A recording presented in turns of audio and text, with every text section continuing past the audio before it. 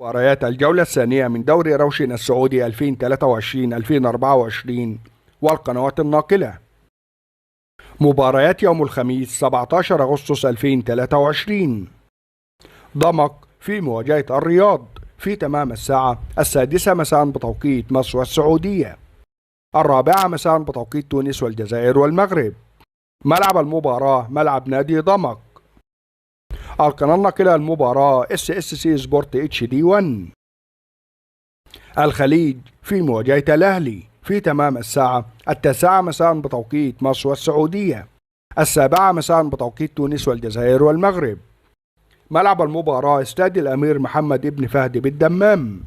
القناة الناقلة المباراة SSC سبورت HD 1. مباريات يوم الجمعة 18 أغسطس 2023.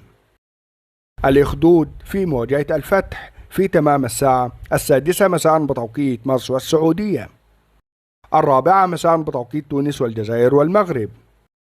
ملعب المباراة ملعب مدينة الأمير هلزوز ابن عبد العزيز الرياضية. القناة الناقلة المباراة SSC سبورت HD 1. الحزم في مواجهة الاتفاق في تمام الساعة 9 مساء بتوقيت مصر والسعودية، 7 مساء بتوقيت تونس والجزائر والمغرب. ملعب المباراة ملعب نادي الحزم. القناة الناقلة المباراة SSC سبورت HD 5. النصر في مواجهة التعاون في تمام الساعة 9 مساء بتوقيت مصر والسعودية، 7 مساء بتوقيت تونس والجزائر والمغرب. ملعب المباراة ملعب الأول بارك. القناة الناقلة المباراة SSC سبورت HD 1. الوحدة في مواجهة الشباب في تمام الساعة 9 مساء بتوقيت مصر والسعودية، 7 مساء بتوقيت تونس والجزائر والمغرب. ملعب المباراة استاد مدينة الملك عبد العزيز الرياضية. القناة الناقلة المباراة SSC اكسترا HD 1. مباريات يوم السبت 19 أغسطس 2023.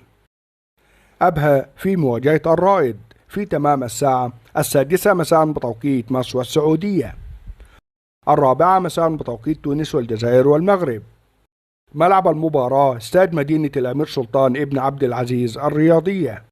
القناة الناقلة المباراة SSC سبورت HD 1.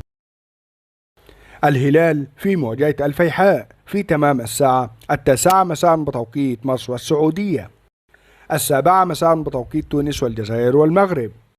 ملعب المباراة استاد الأمير فيصل ابن فهد. القناة الناقلة المباراة SSC سبورت HD 1.